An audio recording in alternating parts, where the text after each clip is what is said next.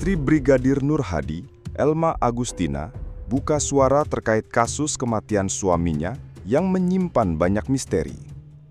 Setelah sekian lama memilih diam, Elma dan keluarga akhirnya berani berbicara, menuntut keadilan untuk mendiang suaminya.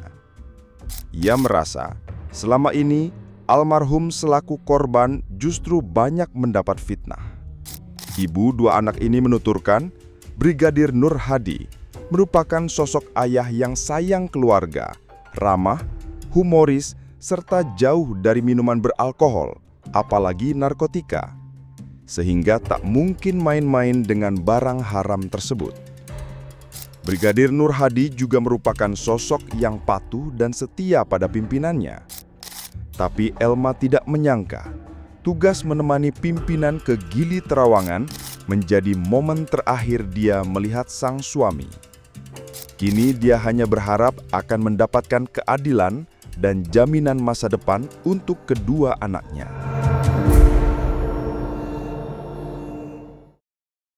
Kapan ayah pulang gitu sih, gitu aja.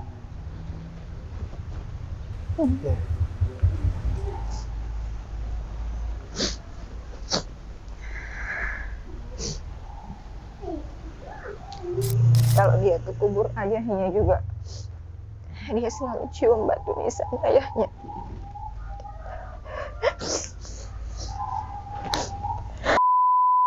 Assalamualaikum warahmatullahi wabarakatuh. Tribuners, saat ini saya berada di rumah almarhum Brigadir Nur Hadi. Saya sudah bersama istri almarhum, Mbak Elma Agustina. Assalamualaikum, Mbak. Waalaikumsalam. Terima kasih sudah kami diterima dari Tribun Lombok. Iya. Terima kasih.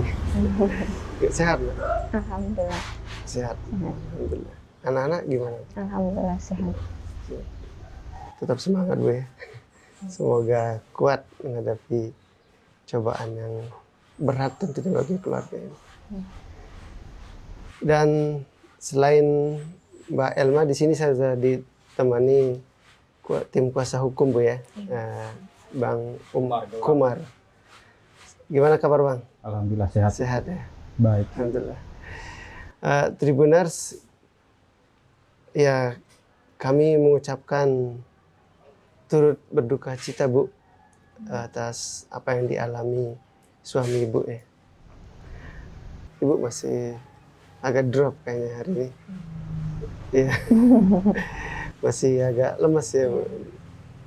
Masih, berarti sejak peristiwa itu Ibu masih drop sejak itu ya? Iya. Sekarang sudah bisa beraktivitas, mulai beraktivitas kerja sehari-hari. Alhamdulillah. Iya. Alhamdulillah. Oh, gitu ya. Sudah bisa. Tidak sebelumnya gimana? Masih tidak pergi keluar. Iya. Apalagi dengan pemberitaan di media yang selalu menjatuhkan almarhum, nama baiknya almarhum. Anak-anak sekarang di mana? Di sini juga? Iya. Di Yang sini. paling besar udah sekolah? Iya, sekolah. Sekolah TK. TK ya? Yang nganter mbahnya tuh Ibu? Kadang-kadang saya, kadang-kadang ada kakak misalnya dia. Oh, di sini tinggal bersama siapa aja, Bu? Tinggal Sama bapak, sama adik. bapak sama adik. Ini sama almarhum juga tinggal di sini juga.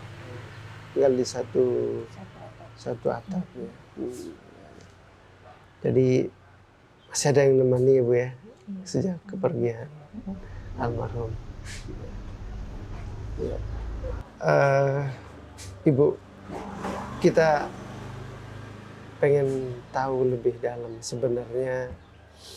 Tadi Ibu sudah singgung soal pemberitaan yang menjatuhkan almarhum. Kita pengen tahu, Bu, mungkin bisa dijelaskan sebenarnya sosok Bang Nur Hadi atau Brigadir Nur Hadi ini seperti apa, Bu? Dia itu sosok yang penurut, suka menolong orang. Itu dia tidak sombong, tidak apa, dia itu pendiam orangnya. Tapi kalau sudah kenal sama orang itu dia apa namanya istilahnya ramah gitu. Iya. Jadi istilahnya tidak banyak bicara, Iya. tidak banyak apa istilahnya buat apalagi buat ribut di kampung Iya, gitu. tidak pernah. Mm-mm. Ya, ya. Ya, kalau apa namanya dalam tugas sehari-hari gimana? Berarti pagi berangkat. Iya, dia itu penurut sekali. Penurut. Iya. Walaupun dia dalam keadaan kelelahan atau kecapean, ngantuk, kalau sudah ditelepon sama atasannya itu dia langsung jalan aja terus gitu. Kalau ditelepon apa-apa langsung siap-siap itu aja dia penurut ya. Jadi ketika layaknya polisi lah, ketika diperintahkan komandan. Kalau sama keluarga, sama anak-anak gimana di Iya. almarhum? Sama juga dia itu sama anak-anak, sama apalagi sama saya sebagai istri, dia itu juga penurut, dia orangnya enggak suka neko-neko pokoknya. Nggak suka Iya, niku-niku. Nggak pernah bikin sesuatu yang Iya. sengaja enggak pernah sama sekali. yang Merokok juga enggak pernah. Oh, tidak Enggak merokok, bisa. Bu? Iya, apalagi minum. apalagi minum-minuman keras, apalagi obat-obatan yang terlarang itu tidak pernah. Tidak pernah. Mm-mm. Jadi tiap hari untuk Bang almarhum kerja dari jam berapa biasanya? Dari pagi jam 7 Jam 7. berangkat ya, Hmm. sampai sore, kadang Sore. malam. Hmm. Hmm. Udah malam kadang-kadang tugas berangkat Iya. juga. Dia sama anak gimana? Sama anak-anak biasanya sering bercanda. Dia itu Bercanda. masih sifatnya kekanak-kanakan juga. Oh. Iya. Sama anak-anaknya itu biasa kayak orang bercanda sama temennya sendiri. Oh gitu. Gitu dia sama anaknya. Sangat sayang lah tuh setiap Iya. bapak ya sama anak. Iya. Kan yang kecil nggak pernah menanyakan kabar bapaknya. Kadang-kadang suka nanyain kabar ayahnya. Apa katanya?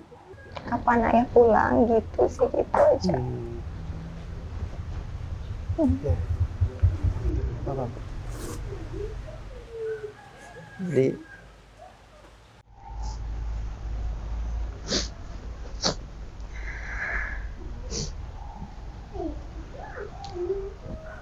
biasanya ibu jawab apa ke anaknya? Iya. Saya selalu jawab kalau ayah sekarang udah di surga. Sudah bahagia di surga, gitu aja saya jawabnya. Ya. Kalau dia ke kubur ayahnya juga, dia selalu cium batu nisan ayahnya.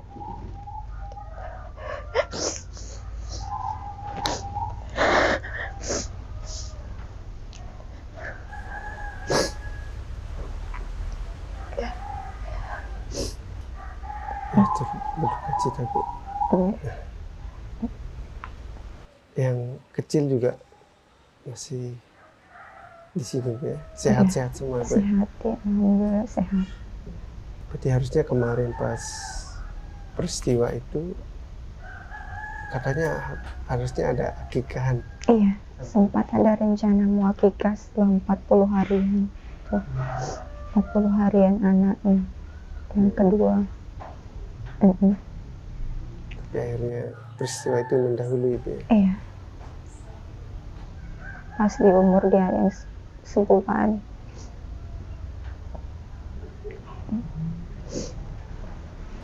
Tabah Bu. Mungkin ya jalannya. Apa yang sosok Turhadi di mata ibu sendiri seperti apa Bu? Yang masih paling dikenang? Ya, sosok seorang yang baik. Kalau sudah baik sama orang itu, dia tidak pernah berpikir berprasangka buruk sama orang lain. Kalau orang sudah baik sekali itu, seterusnya dia baik juga sama orang itu, lebih baik dari orang yang sudah baik sama dia. Gitu dia sifatnya. Dia apa namanya tanpa pandang dulu, tanpa pamrih Iya. berbuat baik. Jadi kenalnya sejak dulu juga. sosoknya seperti itu. Iya, Baik, ya. dari dulu. Bahkan sampai tinggal bersama di rumahnya Mbak ya. Iya. Sama keluarga saya juga semuanya dia baik. Apa yang kenangan atau kata-kata yang sering diucapkan yang ibu ingat dari Setiap kali dia berangkat kerja itu pasti dia salaman itu kan, cium biasa seperti orang biasa itu, cium kening, cium pipi, cium anak-anaknya juga. Setiap pagi walaupun saya masih tidur dia selalu bangunin buat berangkat kerja. jadi itu yang sosok Nur Hadi ya. Iya. Artinya di lingkungan dia ramah, Iya. dia baik, dan artinya di sama sayang keluarga juga. Dia. Ibu, ini masih soal sosok almarhum.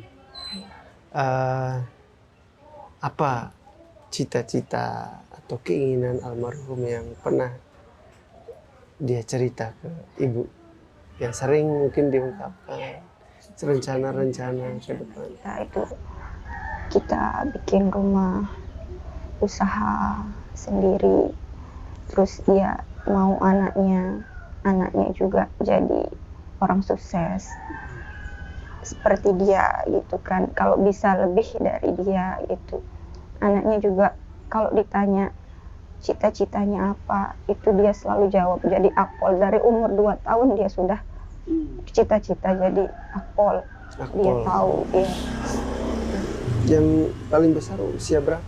5 tahun. 5 tahun. Udah lihat, karena lihat bapaknya. Iya. Ingin almarhum pengen anaknya lebih sukses dari Iya. dia ya, yang bisa masuk akpol. Iya. Kalau dan termasuk rumah sendiri Bu ya, kan masih di rumah orang tua ya sampai saat ini. Udah berapa tahun berkarir di kepolisian almarhum? 10 tahun. 10 tahun.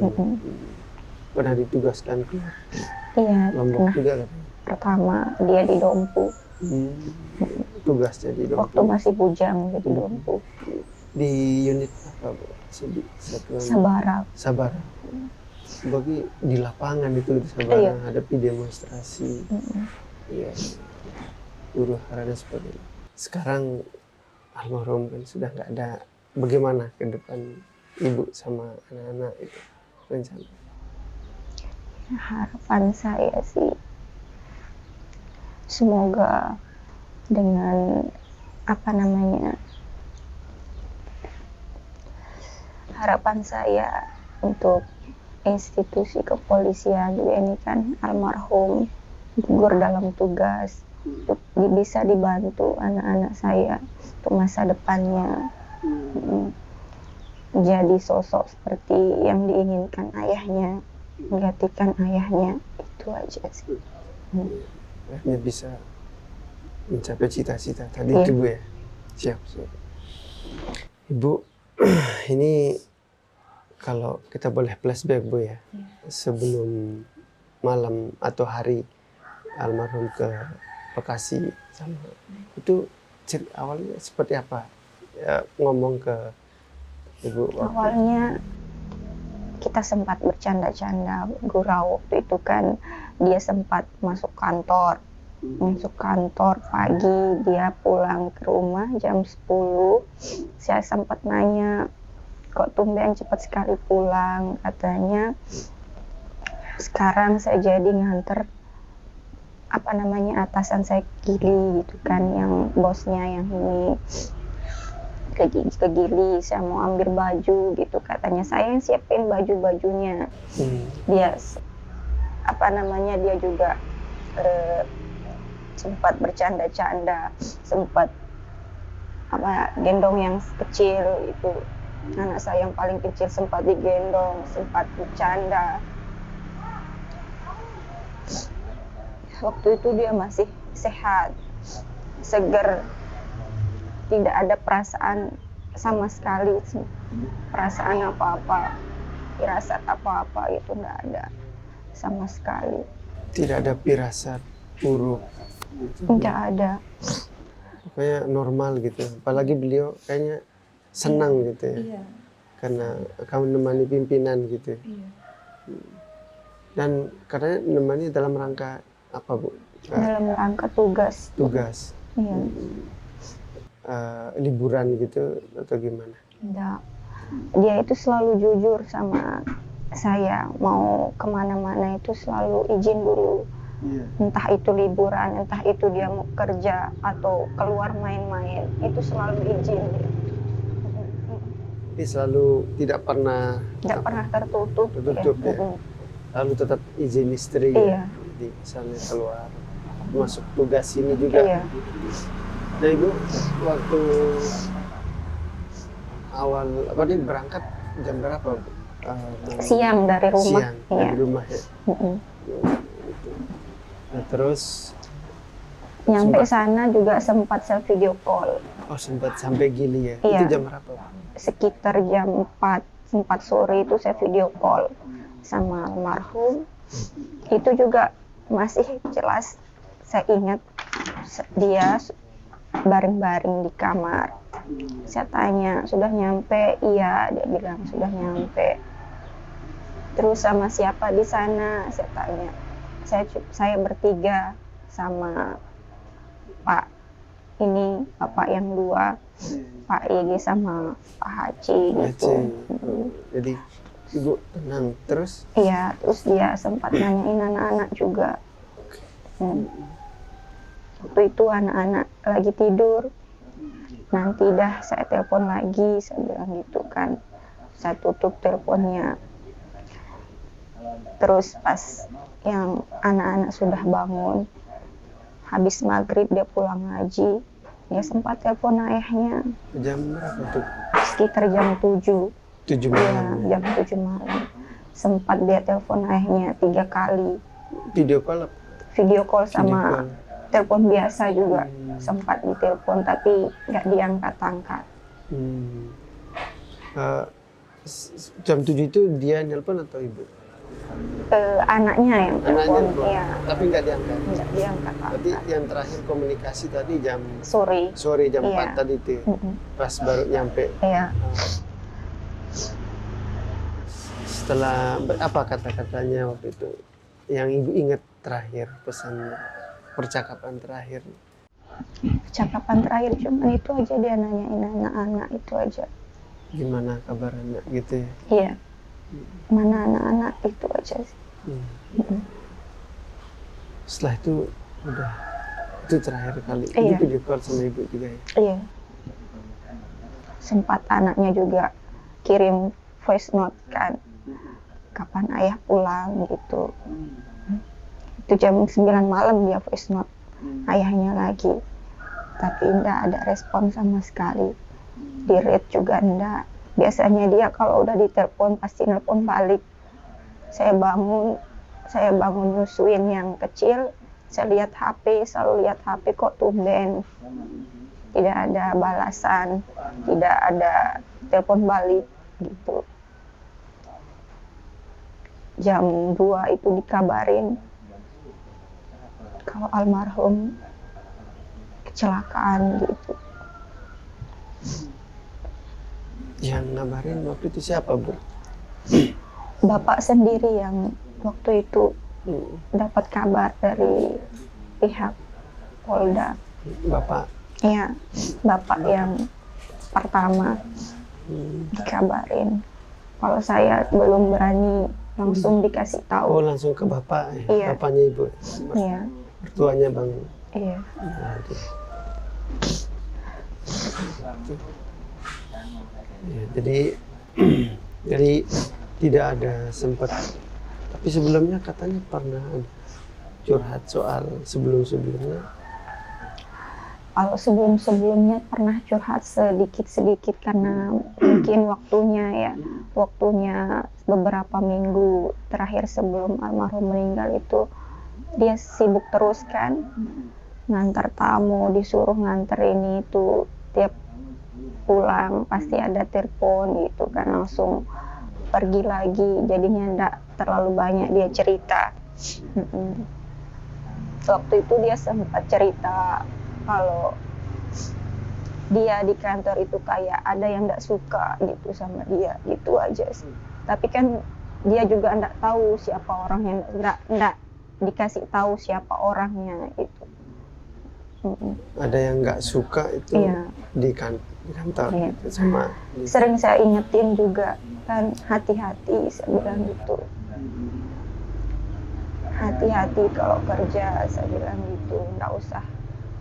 Kalau dia kan sifatnya kalau sudah baik, orang sudah baik sama dia itu dikira seterusnya orang itu baik sama dia. Saya selalu ingatkan, hati-hati, saya bilang gitu. Kita tidak tahu satu-satu orang itu gimana, saya gituin dia. Pernah cerita nggak suka karena apa gitu? Mungkin karena kerjaan almarhum ini kan orangnya terlalu polos ya. Polos, terus juga dia banyak yang suka, seperti sama atasannya itu banyak yang sudah kasih kepercayaan gitu sama almarhum ini. Mungkin Cepet ya, iya, cepet dekat sama akrab, pimpinan. Iya. Sebelumnya juga kan dia pernah tugas di Polres, habis itu dia ke Polda lagi. Nah mungkin karena itu juga ada seorang yang tidak suka sama dia itu. Kan di Lombok Utara sebelum ke Polda tugasnya Bu ya? Enggak, di Polres Mataram. Mataram. Ya. Pernah cerita menangani kasus apa mungkin almarhum? Kalau cerita-cerita masalah itu sih kurang ya. Jarang ya? Ya, Karena jarang. materi kasus mungkin Iya, kita juga enggak ngerti juga Iya, kan. iya. Iya. Berarti kalau pas Ibu, saya mau balik lagi ke tadi tuh, waktu pertama kali dapat telepon atau kabar almarhum sudah tidak ada, itu apa informasi yang diterima? Maksudnya meninggal karena apa? Waktu itu sempat dikabari meninggalnya karena tenggelam. Saya juga kan mikirnya tidak masuk akal tenggelam gitu. Tenggelamnya itu di mana? Waktu itu saya bertanya-tanya, tenggelamnya itu di mana? Terus karena apa? Terus dia sama siapa? Kok bisa sendiri yang diketemukan dalam kondisi seperti itu? Gitu. Di kolam tinggi almarhum berapa? Satu. Serat, Cuman tinggi iya, juga? tinggi. Apalagi polisi Apalagi kan. polisi. Dan apalagi kolamnya kecil kan. Iya. Ya, Ibu memang dari awal sudah ada rasa curiga ya, Iya. karena meninggal tenggelam di kolam renang lagi. Iya, apalagi dengan kondisi yang kita lihat itu kondisinya yang tidak seharusnya orang tenggelam seperti itu. Iya. Almarhum berangkat dalam kondisi yang tidak Iya. sakit gitu ya. Iya. Tidak ada Mm-mm. kecelakaan. Ya lalu apa yang reaksi Ibu waktu itu ketika almarhum dinyatakan tenggelam? Protes kah atau bertanya kah? Saya tidak sadarkan diri, tidak tahu juga, bingung waktu itu kan. Saya tidak sadarkan diri, kaget juga. Mm-mm. Ya, sudah nggak bisa mikir macam-macam ya. Iya. Ya lalu siapa orang yang pertama Ibu ajak bicara setelah peristiwa itu? Kakak saya. Kakak. Hmm. Ibu cerita apa ke kakaknya? Iya, tanya-tanya saya. Tanya-tanya pertama kali waktu almarhum berangkat itu gimana, dia ngomongnya apa, terus dia pernah cerita nggak ada apa gitu. Itu aja saya sempat cerita-cerita sama kakak saya yang pertama itu aja. Oh gitu. Tidak ada kasus yang ditangani kah dalam beberapa bulan terakhir gitu? Sempat sempat diceritakan ada tahanan yang kabur itu aja. Oh gitu. Ya, Tahanan di yang di Polda itu. Polda. Itu aja ya. Hmm. Lalu gimana sikap keluarga waktu itu menyikapi apa yang terjadi sama almarhum? Menerima, pasrah menerima kan? Dan masih meskipun ibu sendiri ada yang janggal gitu. Iya, Tapi waktu itu keluarga seperti apa? keluarga tidak terima semuanya, apalagi dari pihaknya almarhum. Oh, Ya. orang dari Iya. keluarganya. Ya, banyak yang tidak terima dengan kepergiannya yang tidak masuk akal lah, orang tenggelam seperti itu. Iya, iya. Terus ada protes ke siapakah atau apa? Ya, sempat dia protes. Yang pertama kali ngeviralin juga itu kan pihak keluarganya almarhum. Yang Nur Hadi ya? Iya, Yang di Bertais ya? iya. Iya. Mm. Mengapa baru waktu itu belum terdengar suaranya protes, ada kejanggalan begitu? Apakah ada pihak-pihak tertentu yang mendatangi keluarga? Tidak ada sama sekali tekanan dari pihak manapun dan Diminta. siapapun. Diminta untuk tidak mengaku atau sempat saya dengar itu. Tidak ada sama sekali pihak manapun dari siapapun yang menekan kita untuk tidak berbicara. Itu mungkin karena dari kita sendiri awalnya kan tidak mau supaya semuanya tidak di-up di media. Karena kita takutnya nanti kan ada omongan orang-orang di luar sana yang tidak kenal sama almarhum dibilang yang nggak enak gitu. Jadi dari pihak keluarga sendiri memang tidak ingin masalah yang dibesar-besarkan waktu itu. Iya, waktu itu sebelum kita tahu hasilnya ini. Meskipun tetap ada perasaan Janggal yang janggal gitu. Iya. Ya. Lalu kan dari sekian banyak pemberitaan, terus melihat apa kronologis yang diberikan ke polisian itu, Ibu terima nggak? Misal maksudnya Tidak. almarhum kan parti sama pimpinan, Nah, kemudian ada itu salah perempuan, satunya yang kita tidak terima terus ada dari pihak dugaan keluarga. apa namanya? Kita kan mengenal almarhum, Ya. gimana orangnya. Tidak cuman kita dari pihak keluarga, tapi orang-orang di sekelilingnya juga yang kenal sama almarhum itu tahu betul gimana sifatnya almarhum, gimana wataknya almarhum. Jadi tidak seharusnya orang yang di luar sana itu berbicara menjatuhkan almarhum gitu. Itu yang kita tidak terima. Dia hanya nemani pimpinannya ke situ, Iya. menjalankan tugas. Dia cuma tugasnya sebagai sopir, bagi sopirnya yang dua. Dia hanya sebagai apa, Bu? Sopir. Sebagai sopir aja. Iya. Dan kalau party terus ada yang mohon maaf yang kita dengar itu minum atau obat gitu tertentu, itu gimana itu? Itu bisa jadi dia dipaksa atau dicekokin gitu. Karena almarhum ini kan orangnya tidak pernah namanya ngerokok, apalagi hal-hal seperti itu. Jadi di seharian juga? Pernah juga sempat dia cerita waktu itu bulan puasa. Dia sering diajak ke tempat makan, nganter atasannya.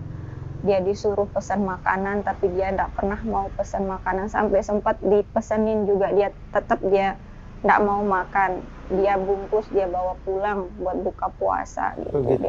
Dari hal sekecil itu aja kan kita bisa lihat. Tidak mau makan. Apalagi, dan mohon maaf, katanya almarhum seperti yang berita yang beredar, Ibu juga merayu salah satu. Apalagi hal yang seperti itu. Dia itu kan orangnya penyayang, sayang sama keluarga. Itu hal yang tidak mungkin. Bagi saya yakin, saya sebagai istri.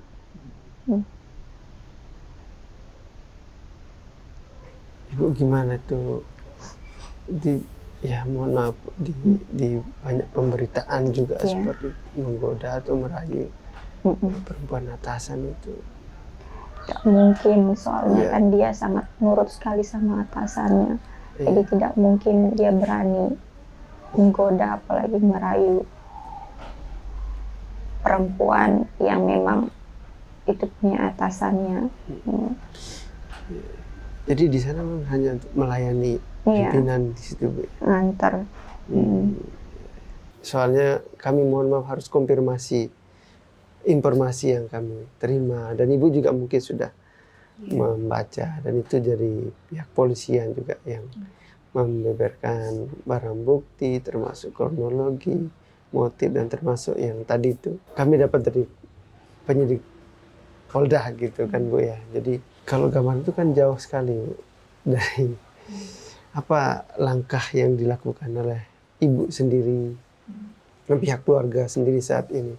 Upaya hukum mungkin yang dilakukan, Bu. Saya pertama berterima kasih sekali sama pihak kepolisian sudah membantu sampai sejauh ini. Tapi setidaknya hukuman yang diberikan kepada tersangka atau pelaku itu juga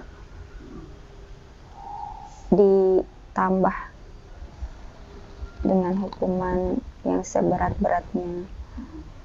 Kalau menurut hukum yang diberikan kepada pihak kepolisian itu kan masih ringan menurut kita pihak keluarga, ya itu masih kan berbentuk penganiayaan yang seharusnya itu pembunuhan.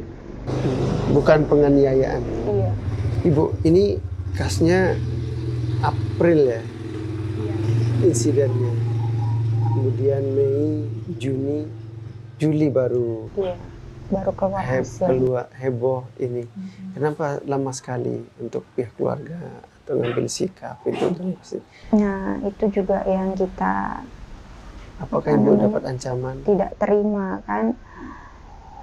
Sebelum kita melakukan otopsi itu kan sempat kita diyakinkan sampai akhirnya kita menyetujui untuk diekshumasi.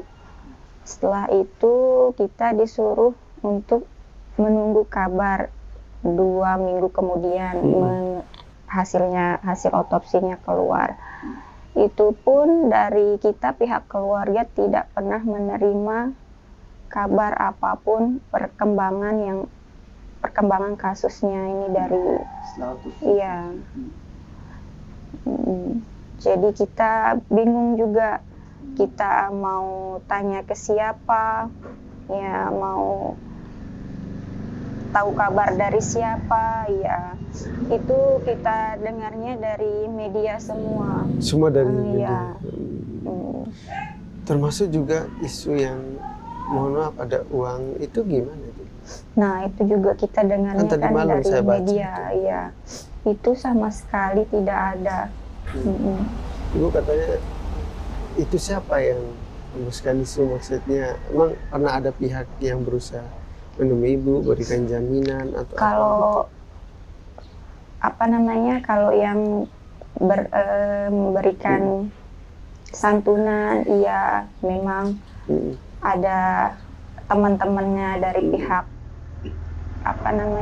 kepolisian juga, iya sering datang memberikan santunan kepada saya dan anak-anak itu. Tapi itu kan sekedar santunan, tidak seperti yang dibayangkan, seperti yang dipikirkan sama media yang diberitakan. Uang yang sebesar 400 juta itu tidak pernah ada sama sekali. Dan Ibu pernah menyatakan tidak akan nuker nyawa Iya. suami dengan uang itu. Saya baca, Bu. Tapi tidak pernah sedikit pun orang yang datang memberikan uang sebanyak itu kan? Tidak pernah. Siap. Kalau katanya Ibu dapat chat atau ancaman itu benar? Yang seperti apa, Mus? Ada ancaman ke Ibu atau keluarga? Tidak ada. Tidak ada sama sekali. Nah, kemudian Ibu, apalagi kejanggalan yang Ibu rasakan dalam proses ini saat ini penanganan? Janggalnya sih kita itu belum bisa terima karena kasusnya ini kan belum transparan, belum sepenuhnya terungkap siapa pelaku utamanya. Itu yang kita harapkan. Artinya sejak awal apakah proses ini masih bagi keluarga terkesan tertutup atau bagaimana bagi keluarga yang ibu keluarga rasakan? Iya. Tidak pernah dikasih tahu proaktif Iya. penyidik itu? Iya, dikasih tahu secara transparan itu tidak pernah. Kemarin kan kita tahunya ini dari hasil otopsi yang keluar dari media. Itu yang kita tahu, yang kita disuruh langsung ke sana. Dikasih tahu dari pihak kepolisian itu tidak pernah. Apa namanya masih pihak keluarga dalam hal ini menunggu selama ini ya, Iya, kabar. menunggu Tapi kabar. tidak pernah ada kabar yang update yang diberikan dalam perkembangan kasusnya gitu. Sekarang langkah ada pengacara itu gimana? Ini bagian dari upaya itu. Iya, supaya ada yang dampingi kasusnya biar secepatnya terungkap juga siapa pelaku utama dan apa motif yang sebenarnya itu sih. Mengapa sekarang pakai pengacara, Bu? Kenapa sebelum-sebelumnya? Karena sebelum-sebelumnya itu sempat juga kita menanyakan hal ini. Terutama kakak kandung korban kan sempat menanyakan hal ini. Apakah kita harus menggunakan kuasa hukum untuk membela diri, kan? Tapi dari pihak polisian bilangnya itu tidak usah, serahkan saja semua sama kita, pihak penyidik gitu katanya. Oh gitu. Jadi kepolisian gitu ya. Iya. Jadi kita serahkan semuanya sama mereka. Jadi bukan diam dari awal ya, tapi memang mempercayakan ke mempercayakan kepada institusi kepolisian waktu itu. Apalagi ini soal anggota kan. Iya. Jadi apa harapan terbesar sekarang? Harapan saya semoga almarhum mendapat keadilan seadil-adilnya. Kasusnya juga secepatnya terungkap, selesai, diusut secara tuntas siapa pelaku utamanya. Semoga mendapat hukuman juga seberat-beratnya. Untuk anak-anak gimana rencana ke depan? Harapan saya rencana ke depan anak-anak juga bisa mendapat hak dan kewajibannya dari institusi. Masa depan anak-anak saya untuk menggantikan almarhum ayahnya, itu aja. Kita doakan semua harapan dan keadilan bisa didapatkan oleh Ibu Elma dan keluarga, Bu. Ada tambahan dari Bang Umar? Baik, terima untuk kasih proses ini. Bang Sir. Kami mengucapkan terima kasih kepada Bang Sir dan tim Tribun karena berkenan datang ke rumah Brigadir almarhum tinggal di tempat kita yang sekarang. Tentu kami mendampingi keluarga korban ini, saya Kumar Gaurab dan rekan saya Giras Gentati Wikrama, ini berangkat dari kegelisahan dari keluarga. Kegelisahan keluarga yang kami maksud ini, keluarga merasa tidak ada kejelasan dari proses ini, mulai dari seperti yang disebutkan dari bulan April sampai dengan saat ini belum ditentukan siapa tersangka utama gitu. Dan berangkat dari situ keluarga juga menganggap ini merasa tidak ada kepastian hukum dan keadilan bagi keluarga. Artinya proses ini diharapkan dilakukan dengan komprehensif, dalam arti perkara ini tidak disederhanakan dengan motif merayu perempuan atasannya, dan itu sudah ditanggapi oleh keluarga. Itu adalah fitnah yang keji, Jadi mohon diluruskan, itu adalah fitnah yang keji. Ditambah lagi pemberitaan-pemberitaan yang beredar, yang tersiar di media sosial maupun media mainstream, bahwa almarhum brigadir ini menggunakan narkotika. Tadi sudah dijelaskan, mungkin ini menjadi fakta menarik, bahwa dugaannya dia dicekokin oleh atasannya terhadap peristiwa tuduhan tersebut itu. Dan kami bukan berasumsi, tapi ini kami menduga bahwa perkara ini banyak fakta-fakta yang dimanipulasi gitu.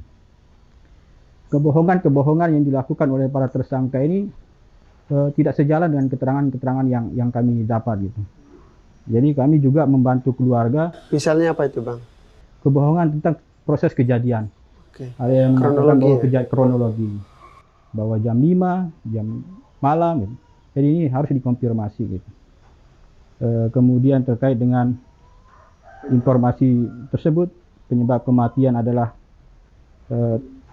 awalnya diinformasikan oleh para tersangka ini adalah tenggelam di kolam, tapi akhirnya semakin ke sini setelah dilakukan proses otopsi dan dikeluarkan oleh dokter forensik bahwa ini memang diduga kuat ada sebuah proses kematian itu yang menyebabkan patahnya tulang lidah. Berarti ini kan ada peristiwa hukum yang patut diduga oleh keluarga semakin ke sini adalah peristiwa pembunuhan, bukan penganiayaan.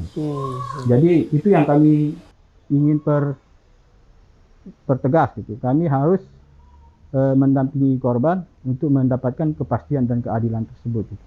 Artinya begini, atas kebohongan-kebohongan atau manipulasi informasi tersebut, keluarga berharap adanya sebuah penyidikan yang komprehensif. Misal, kami berharap pihak Polri, penyidik atau aparat penegak hukum berkoordinasi dengan jaksa, polisi, penyidik berkoordinasi dengan jaksa untuk melakukan meminta petunjuk apakah penerapan pasal penganiayaan ini sudah tepat atau bahkan ada unsur pembunuhannya. Karena semakin ke sini fakta semakin luas gitu, semakin kami dapatkan bahwa keluarga menduga ini adalah pembunuhan gitu. Jadi selain daripada itu kami mendorong karena para tersangka ini ditahan di Tahti, khususnya MY dan HC ini berada pada satu tempat. Kami berharap biar proses ini berjalan dengan baik, keterangan-keterangan yang diterangkan oleh para tersangka khususnya MY dan HC ini dipisahkan dari Tahti gitu. Karena kami merasa nanti terjadi komunikasi yang tidak baik di antara mereka berdua gitu. Tahanan situ. Tahanan. Kami berharap itu dipisahkan. Ya. Nah, kemudian kami mendorong bahkan menginginkan adanya pemeriksaan psikologis forensik kepada para tersangka. Kami merasa sebagai penasihat hukum keluarga tidak cukup hanya dengan menggunakan lie detector atau detektor kebohongan. Kami menginginkan adanya sebuah upaya bahwa proses penyidikan ini ditambahkan dengan melakukan pemeriksaan psikologis forensik kepada para tersangka. Kenapa itu, Bang?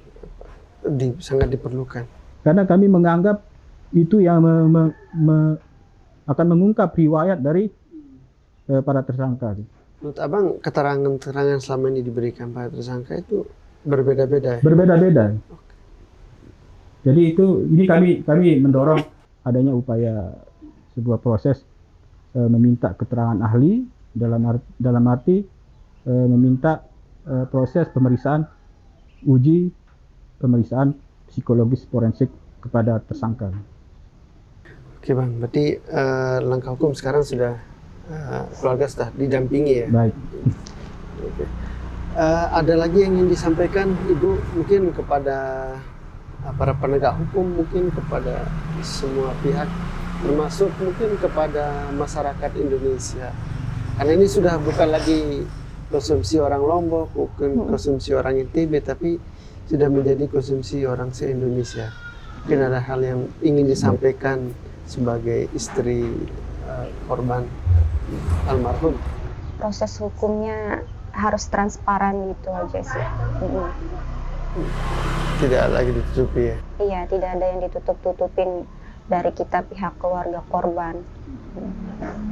Dan terpenting anak-anak juga masa depannya terjamin, Bu. Iya, yang terpenting juga satu, anak-anak masa depannya terjamin, itu aja. Ibu, terima kasih atas waktunya, Baik, Bang Umar. terima kasih. Terima kasih banyak. Iya. Kami berharap juga proses hukum ini berjalan transparan dan keluarga mendapatkan keadilan sebagaimana mestinya. Baik, Tribuners, itu dia berbincang-bincang kita bersama Elma Agustina, istri dari almarhum Brigadir Nur Hadi. Kita jumpa lagi di acara trilogi berikutnya. Assalamualaikum warahmatullahi wabarakatuh.